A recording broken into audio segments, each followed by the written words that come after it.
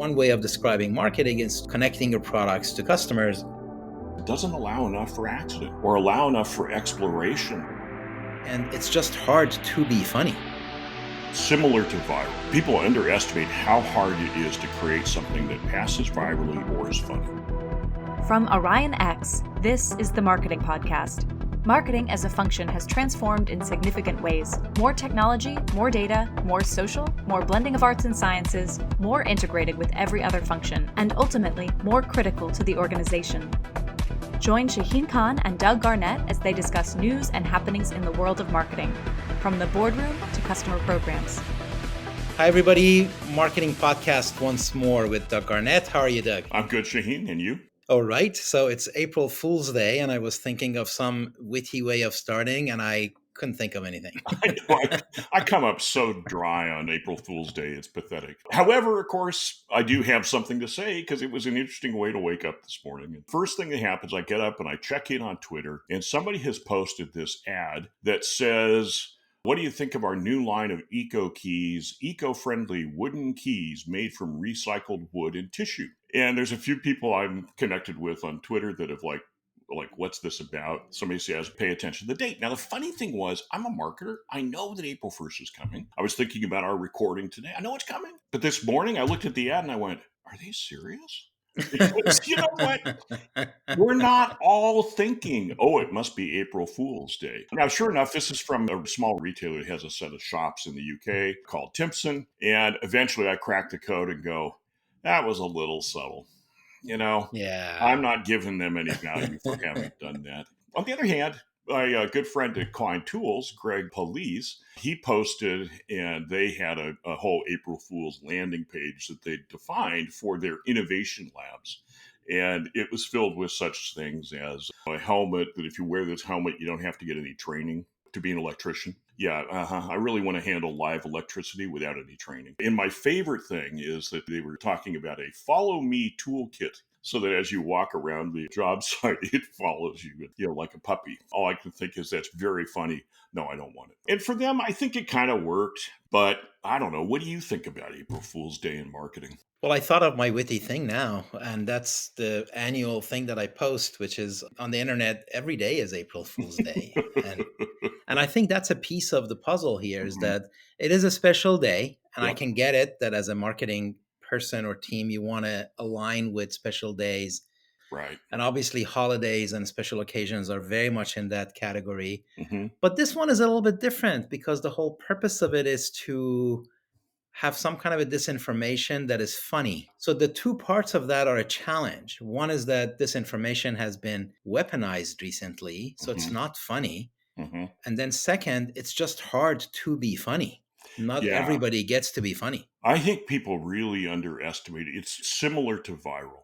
There's people underestimate how hard it is to create something that passes virally or is funny. That stuff doesn't happen I know people who specialize in television working around those things. It's a specialty. You don't just crack some sort of joke and gee, it works. Or you can, and 1 out of 10 million, they're going to work.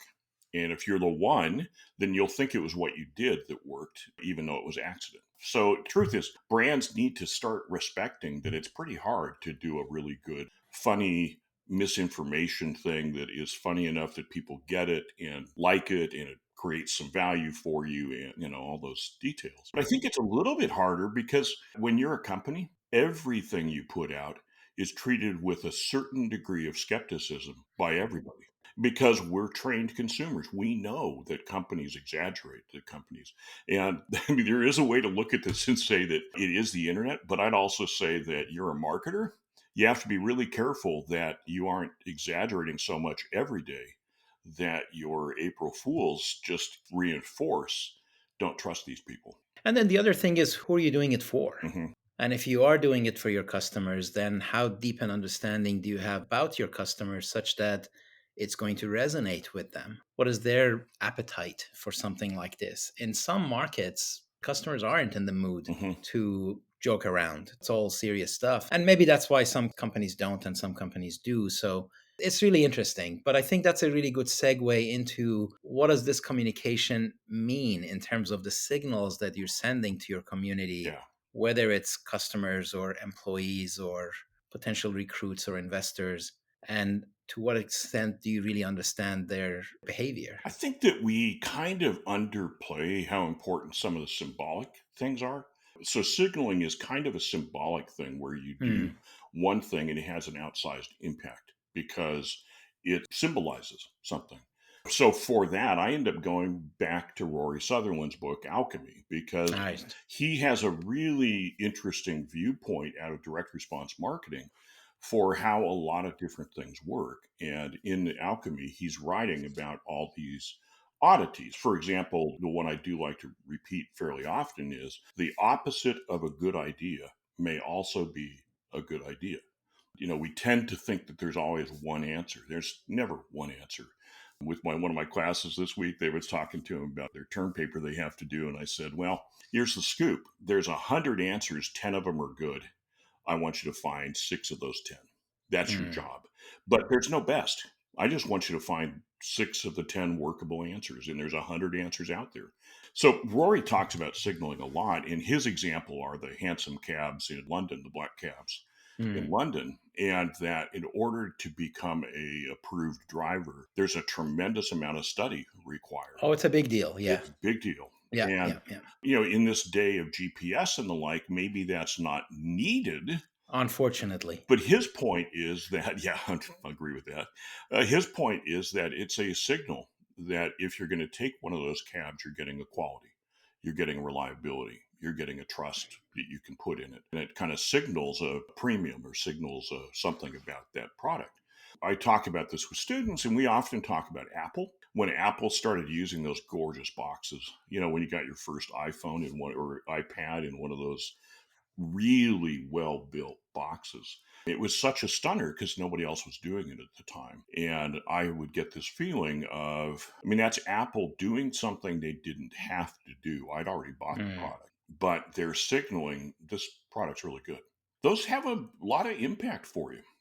Not to do them silly and not to do them willy nilly. I could go into some kind of poetry, but anyway, um, It but did rhyme. to do them wisely is actually really good. I think, another Apple example is the store always had that plastic bag with the two that you could use as a little Right. backpack. That's more than your average plastic bag. Right. And those little things, yes, people who want pure efficiency could argue that, well, they could just sell their product to us cheaper. And I'd say, what, 50 cents cheaper on a $1,000 product means what to you? Not much. It also indicates the challenge of understanding the buying psychology and the Hmm. buying behavior Hmm. and the signals that your product needs to send that is consistent with the positioning of the product and matching the buying behavior.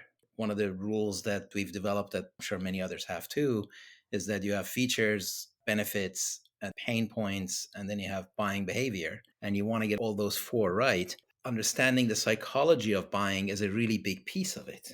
And signals also speak to that. And the stories about the cab, an example of that. Yeah, absolutely. And another one he discusses in his book, and if you haven't read Alchemy, I really recommend it. It's a good read, it's a fast read. But he talks about how, at least 20 years ago, studies showed that men didn't buy cocktails, fancy sounding cocktails, and that a big part of it was they didn't want to get a drink with an umbrella in it. When you're out with the guys, right? When you're out with the guys and you're all talking football Interesting. and patting each other on the back, and the bartender shows up with a drink with an umbrella in it, you're in trouble. Mm. So that's the psychology of it for Yeah. sure. Yeah, yeah, Mhm. yeah. And you had the other story about the potatoes. This one is one of my favorite because it just goes to how people work, and people don't work the way companies want them to work. Companies want to say like, "You're my customer. Be logical." Yeah, well, that ain't happening. And it's not that they're completely random. It's just we have to understand people and humanity. So the king of Prussia, Frederick, has a problem. The actual king of Prussia. This is the actual king of Prussia, yes, has a problem that he's looking at the population and feels like they're at risk of famine and needs to have another nutrition source. And so he decides that the potato would be really effective. It'll grow, they can propagate the crop. It's a great idea. And nobody would eat them. Apparently, the potato's not in the Bible. So they were rejecting it for that reason. And then there were things like, well, dogs don't eat potatoes. So why would humans? It's probably poisonous. And there was all this kind of stuff going. So he was trying to push it out in the market in a sense, right? Push potatoes out, get people to do it. He passed laws about potatoes and all these things. Eventually, he had to reverse course. Mm. And he actually made the potato a royally protected vegetable or something like that. Only for the royalty. And he made it royally protected and established a royal potato patch around the palace. And he had guards stand guard over it. And there's penalties for anybody who would steal from that potato patch. Of course, he also instructed the guards to not look too closely. And so people started stealing the potatoes because now the potato's hard to get. And now there's a whole different thing about the potato. It's royal and it's hard to get and all this. And once they've stolen a potato, they can grow their own because that's the way potatoes work. And the potato took over. Well, but This like, okay, sort out how people work. There's a lot of times, we go like, let's give them something free. And you know what? You can give a lot of free stuff away that means nothing. And I think, yeah, let's give them something. No, no, no, no. Don't give them something unless they value it. How do you make sure that people value what you have to offer? so this is a good example of positioning the product as a premium product Hmm.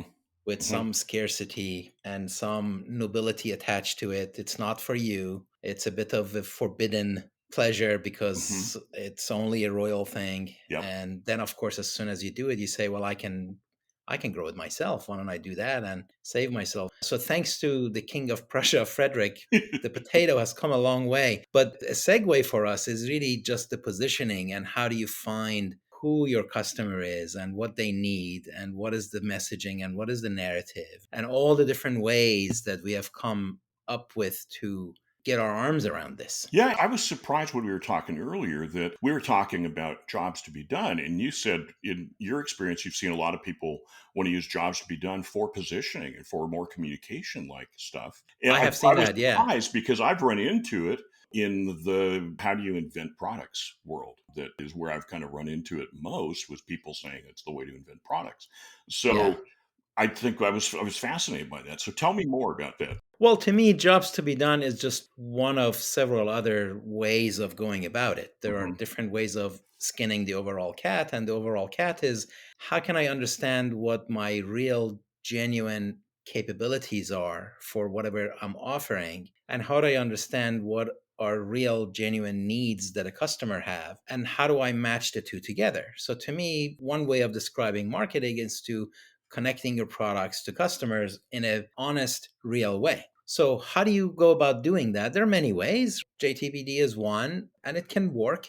We had Blue Ocean, Red Ocean a few years ago as a way of strategy. And how do you find markets that are essentially like a new category and don't have competition and they're not tired? Right. You had design thinking. Hmm. Stanford has a design school, D school rather than B school, and there's a lot of validity to that. Personas, how do we define our buying personas? Yeah. And I've seen startups go nuts trying to capture a half a dozen personas, and I'm saying just too small to be able to go after really more than one or two. And then there's, of course, the whole customer journey. So, jobs to be done is one way of approaching that. Anything can be done badly, anything can be done well. My big problem with jobs to be done is that usually when I think about jobs to be done, people are already doing them. So now you have changed your marketing activity to a replacement, by definition, competitive strategy against an incumbent rather than identifying an unmet need.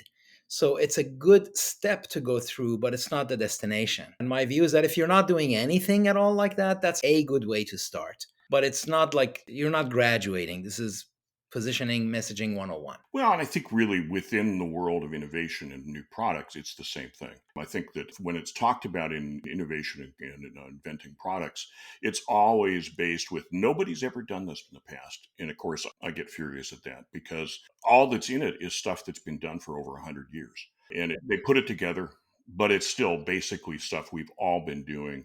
I've been doing it since the 1980s. I did it on my first project at General Dynamics straight out of college. And it's just what you do. You got to figure out, why am I making this and who am I making it for and why are they going to care about it? And you go into the market and now you got to, how do I make something valuable enough that somebody will pay money for it, pay enough money for me to be satisfied with what I got paid for it. So that stuff's always been out there. I don't find anything terribly unique in the system, like the way stuff is pulled together. But it's not wrong. It's just not the single way. I tend to think always, like you were suggesting, there's all these models for communication positioning and things like that. Just the same, there's all these models for how do you try to understand people in a way to make a product for them. And maybe this circles back to Rory Sutherland, which is with alchemy, what he points out is that a lot of things that corporations don't see as logical are things that work really well. He talks about the oddity that Coke's primary competitor at this point in time, or over the last 20 years, the one who's really taken a kind of a bite out,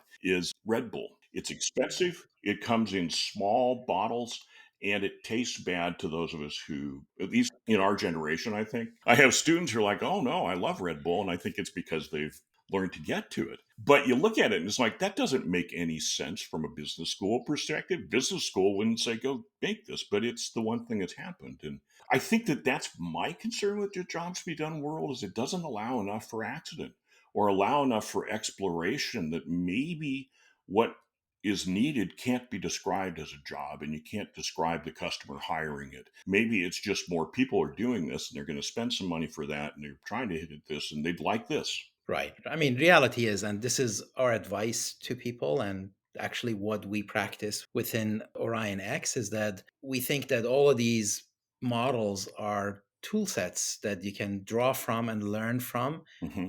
But then at the end of the day, you have to solve the exact problem you have in front of you. And what you bring is the overall knowledge, and process is not a replacement for competence. Process is a replacement for very elementary process, like a recipe. Mm-hmm. And can I make a really good, meal out of a recipe? Then I can, but that doesn't make me a chef. And that doesn't allow me to then go cook for 500 people. So recipes are good for small, one-off, not so bad, occasionally even very good way of doing things. But if you really want to be a chef, if you really want to cater to 500 people, you need a significantly broader perspective on this. And that's really our advice to folks. For those of us who thought about jobs to be done for the product invention cycle, I think my concern is it attempts to make innovation predictable. And that is You can't do that, right? You can't do it. I mean, Yeah. I worked with Procter & Gamble at one point in my life, and they spent, I think, an average of $500,000 per new product on market research to try to predict and understand. And they did really good work with that $500,000. And guess what? They couldn't predict which product was going to be successful or not. But they made better products as a result, but they couldn't predict it. You can make that stuff a little predictable by making sure you no longer have the opportunity for big success. If you compromise your successes, Right. Yes. as you get more and more cautious, you'll make sure you never have a big success, but you'll make management really happy. And unfortunately, that happens a lot with products. Well, we got to make management happy. So instead of doing what we should, we'll do what makes management happy. I see. So is that the truism out of this discussion, is that mediocrity can be made predictable, but not excellence? Actually, that's well put. Yes. Yeah, I think that is it. I mean, mediocrity can be made predictable, but you do always have to put the second part with that, which is if all you deliver over the years is mediocrity, you ended failure. You can't thrive just by delivering mediocrity. At some point, you've got to deliver something exceptional. So on that note, happy April Fool's Day, everybody. And please rate us, subscribe, comment, keep us going. Thanks for being here. Until next time. Thank you, Doug. All right. Thank you, Shane.